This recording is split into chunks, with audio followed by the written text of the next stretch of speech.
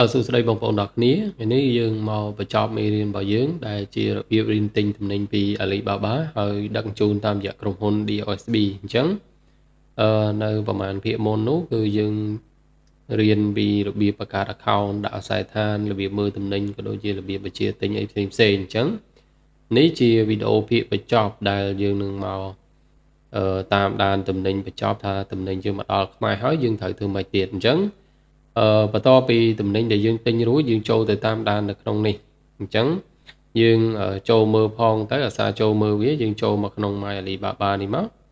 បងប្អូនចូលទៅកន្លែងពាក្យ ship នេះធម្មតាទំនិញតែគេដឹងជូនគឺវាចូលដល់កន្លែងហ្នឹងហើយអញ្ចឹងយើងចុចទៅលើ ship ហ្នឹងហើយចុចលើរូបកវ៉ាន់យើងមួយទៀតមកអញ្ចឹងនៅកន្លែងនេះបងប្អូនកលេចមើលកន្លែង shipment detail នេះគឺគេដាក់ពាក្យថាសាញអញ្ចឹងសាញនេះគឺតាំងពីថ្ងៃទី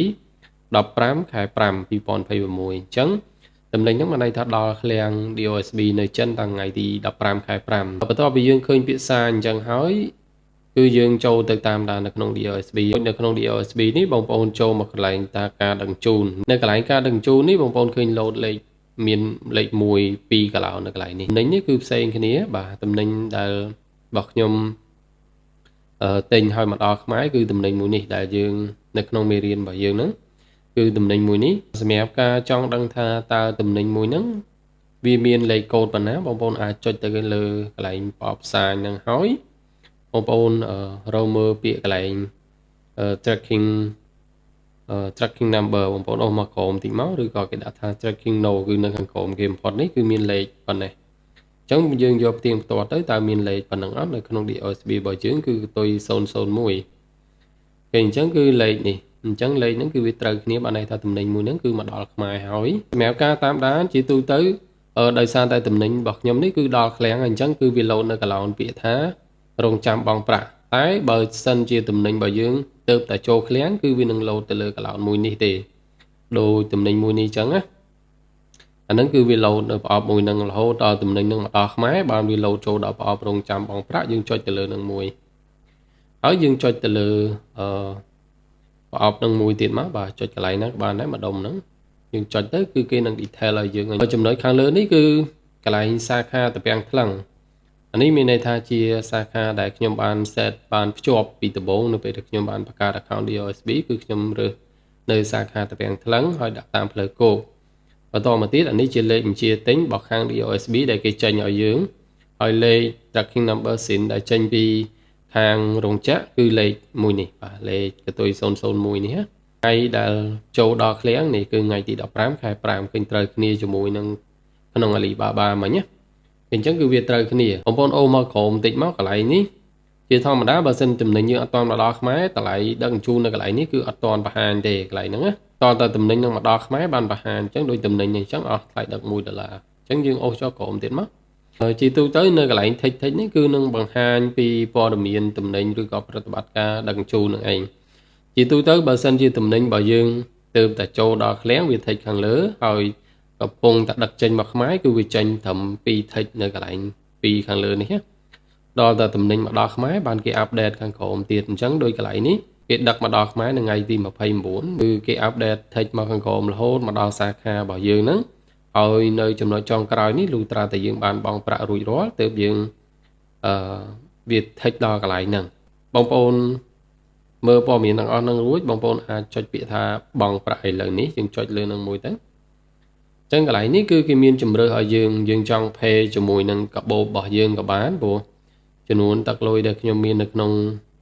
កាបូបនៅក្នុង DOSB គឺមាន$1ស្រាប់តែបើករណីថាបងប្អូនអត់មានទេបងប្អូនចង់ pay ជាមួយជាមួយ ABA ឬមួយក៏ចង់ pay ជាមួយនឹង ACIDA ឬក៏ Wing អីបងប្អូន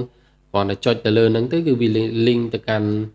app ធនាគាររបស់យើងគ្រាន់តែចុចដោះលេខកូដទៅគឺវាទូទាត់ថ្លៃដឹកជញ្ជូនតាមមកគ្រប់សម្រាប់ថ្លៃទំនិញហ្នឹងទេអញ្ចឹងឧទាហរណ៍ថាទំនិញហ្នឹងថ្លៃដឹកអស់$1អញ្ចឹងពេលដែលយើង link ទៅកាន់ ABA ទៅគឺគេកាត់តែ$1ទេយើងដោះតែលេខកូដទៅគឺអូខេហើយអញ្ចឹងនៅក្នុងនេះខ្ញុំ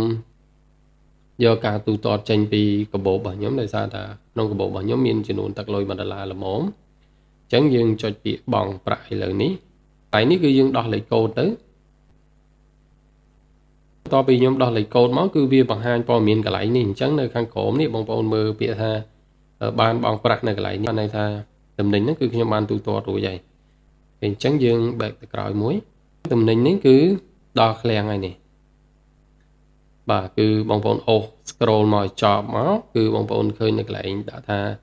ថ្លៃទូទាត់ថ្លៃដឹកជញ្ជូនជោគជ័យអញ្ចឹងបានន័យថាយើងទូទាត់រួចហើយបងប្អូនអាចទៅដកតំណែងនឹងបាននៅសាខាដែលនៅជិតបងប្អូនសម្រាប់ការទៅដកតំណែងបងប្អូនចូលមកកន្លែងពាក្យទំព័រខាងដើមនេះមករួចបងប្អូនចូលទៅកន្លែងពាក្យលេខសម្គាល់នៅកន្លែងនេះ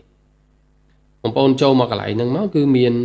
QR code ឬមួយក៏ ID របស់យើងលេខ ID របស់យើងនៅកន្លែងនេះហើយអញ្ចឹងនៅពេលដែលបងប្អូនទៅដល់ឃ្លាំង DOSB បង្ហាញតែលេខកូដនឹងទៅគេទៅឬក៏ QR code នឹងទៅខាង DOSB ទៅគឺគេនឹងទៅដកតំណែងជូនបងប្អូនតែម្ដងសម្បត្តិការនៃការទិញតំណែងគឺមានតែប៉ុណ្្នឹងទេគឺចប់ហើយបងប្អូនទៅដកតំណែងទៅគឺអូខេសម្រាប់បងប្អូនមានចង្អល់ផ្សេងៗអាច comment សួរនៅខាងក្រោមវីដេអូឬមួយក៏បងប្អូនអាច join ជាក្រុម Telegram ដែលមាន link នៅខាងក្រោម description នៃវីដេអូនឹងស្រេចសម្រាប់ការ join ក្រុមគឺខ្ញុំឆាច់ម្នាក់$1ដើម្បីចូលក្នុងក្រុម Telegram សម្រាប់បងប្អូនដែលចង់ចេះទិញឲ្យកាន់តែច្បាស់អាចទិញជាកញ្ចប់មេរៀនក៏បានដែរសម្រាប់តម្លៃកញ្ចប់មេរៀនមួយចេះ$10ខ្ញុំមានវីដេអូមេរៀនលម្អិតជូនបងប្អូនតាំងពីដើមដល់ចប់នៅពេលដែលបងប្អូនធ្វើទៅមានបញ្ហាឬក៏មានចម្ងល់កន្លែងណាអាចឆាតសួរនាំខ្ញុំបានតាមលក្ខណៈ private តាម Telegram អញ្ចឹងវីដេអូមួយនេះគឺមានតែប៉ុណ្្នឹងទេអរគុណច្រើនបងប្អូនអរគ្នាជម្រាបលាបាយបាយ